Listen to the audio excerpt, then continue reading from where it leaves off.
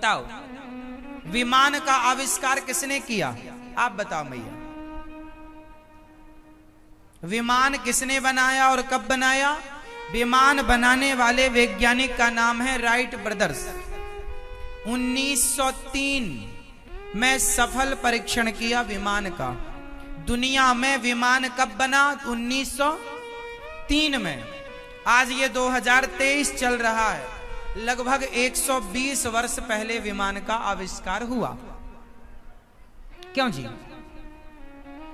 Wright brothers ने बनाया। देखो विमान बना 1903 में। हमारे वेद पुराणों में विमानों का जिक्र है। रावण के पास पुष्पक विमान था, सीता मां को लेकर गया।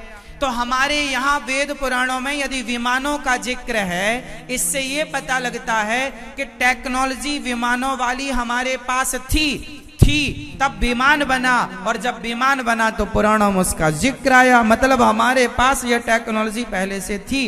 1885 में दलपदे जी ने सबसे पहले विमान बनाकर उड़ाया था। भारत के वैज्ञानिक थे। उसी ड्राइंग को कॉपी कर ली राइट ब्रदर्स ने। चूंकि उस समय देश गुलाम था तो अंग्रेजों ने वो ड्राइंग लेकर राइट ब्रदर्स को दी, और वो राइट ब्रदर्स पहले साइकिल की दुकान थी, पंचर जोड़ा करते थे। ड्राइंग मिल गई तो उन्होंने विमान बनाना स्टार्ट किया। उस पर दिमाग लगाया, भाई बना बनाया भोजन मिल जाए तो कोई भी खा लेगा, बनाना कठिन है, ड्राइंग मिल जाए तो आसान हो जाएगा। तो राइट ब्रदर्स को दलपदे जी की ड्राइंग मिल गई। दलपदे जी भारत के वैज्ञानिक थे। 1885 में उन्होंने विमान बनाया था, उड़ाकर बताया था।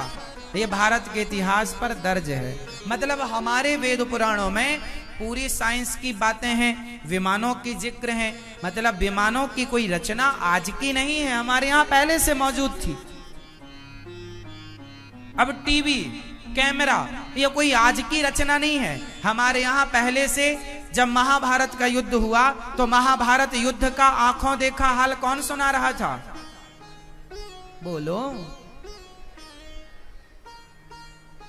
कौन सुना रहा था? संजय। किसे सुना रहे थे? धृतराष्ट्र को। कहां से सुना रहे थे? महाभारत का युद्ध कहां हुआ? कुरुक्षेत्र में। और कहां सुना रहे थे? आज वर्तमान में मेरठ, वो हस्तिनापुर, ये मेरठ। तो मेरठ और कुरुक्षेत्र की दूरी लगभग 100-200 किलोमीटर, तो देखना पड़ेगा गूगल में कितनी है, लगभग इतनी तो होनी चाहिए। अब आप जानो कितनी, लेकिन दूरी है। और वहां से आंखों देखा हाल सुना रहे थे। इसका मतलब कोई तो तकनीक थी, टेक्नोलॉजी थी। तो ये टेक्नोलॉजी जो थी वही तो है कि कथा वृंदावन में हो रही है और लोग लाइव प्रसारण अपने अपने घरों में देख रहे हैं। यही टेक्नोलॉजी तब भी प्रयोग में आई थी। तो ऐसा नहीं है कि हमारे यहां कोई साइंस नहीं था, साइंस था। पर हमारे यहां ऋषि मुनियों ने सोचा कि यदि हमने साइंस को बढ़ाया तो प्रकृति का संतुलन बिगड़ जाएगा, जैसा कि आज बिगड़ गया। अधिक आविष्कार होने से पृथ्वी का संतुलन बिगड़ गया। तो संतों ने कहा कि नहीं नहीं, ये आविष्कार नहीं। अच्छा और सुनो, भगवान श्री कृष्ण कहां के राजा थे? आप बताओ। कोई नहीं बताएगा, मैया बताएंगे। चलो भैया आप बताओ, भगवान श्री कृष्ण कहां के राजा थे? वृंदावन के। आप कह रहे हो, आप बताओ। वृंदावन के, मैया बताएंगी। वृंदावन के, मैया आप बताओ, भगवान श्री कृष्ण कहां के राजा थे? जोर से। कहां के? मथुरा के। हाँ, ये मैया बताओ मेरी मां। हाँ, भगवान श्री कृष्ण वृंदावन और मथुरा के नहीं, भगवान तो वृंदावन में इस रज में खेले खाए हैं। मथुरा का राजा भगवान ने कंस के पिता उग्रसेन को बनाया, और मथुरा के राजा, वृंदावन के राजा तो नंद बाबा ही हैं। भगवान जब बड़े हुए तो भगवान राजा बने द्वारिका के, द्वारिकाधीश कहलाए। भगवान कहां के राजा बने? द्वारिका। तो भगवान द्वारिका के राजा बने। अच्छा, जब भगवान श्री कृष्ण लीला पूरी करके गए तो द्वारिका का क्या किया था भगवान ने, आप बताओ। जब भगवान श्री कृष्ण गए तो द्वारिका का क्या हुआ था, आप बताओ, क्या हुआ था? हाँ, मैया बताएंगी, बताओ।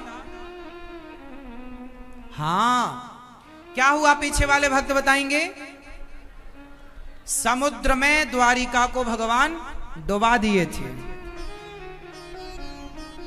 जब भगवान लीला पूरी करके जाने लगे तो भगवान ने द्वारिका को कहां डुबाया? समुद्र में डुबा दिया, इसलिए कि कहीं इस नगरी का कोई आने वाले समय में दुरुपयोग ना करे, यहां बैठ के कोई शराब ना पिए, जुआ ना खेले, इसलिए उस नगरी को डुबाए। और आप आश्चर्य मानेंगे, भगवान श्री कृष्ण ने आज से लगभग कितने वर्ष पहले डुबाए थे? 5,500 साल पहले भगवान श्री कृष्ण द्वारिका को पानी में डुबाए। ये बात कहां लिखी है, आप बताओ? भागवत जी में लिखी है। भागवत में लिखा है कि भगवान द्वारिका को पानी में डुबा कर गए।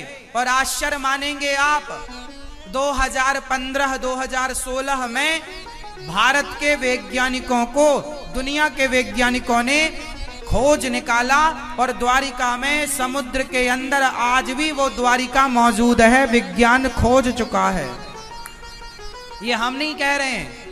आपने भी समाचार में सुना होगा कि वैज्ञानिकों ने समुद्र के अंदर द्वारिका ढूंढ निकाली। और जब वैज्ञानिकों ने रिसर्च किया तो पाए कि ये नगरी लगभग 5,500 साल पुरानी है। तो सिद्ध हो गया कि वो नगरी भगवान की डुबाई हुई है।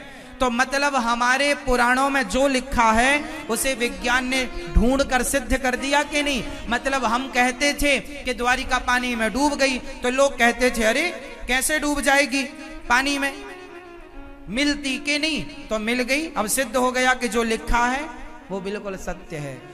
साइंस के पास मोहनजोदड़ो हड़प्पा संस्कृति के अतिरिक्त पुराना कोई इतिहास मौजूद नहीं है। और ये संस्कृति 2000 साल पुरानी है। मोहनजोदड़ो हड़प्पा संस्कृति 2000 साल पुराना इतिहास आप जानते हैं। लेकिन हम भारतीय हिंदू सनातनी लोग, हम हजारों साल पुराना इतिहास जानते हैं।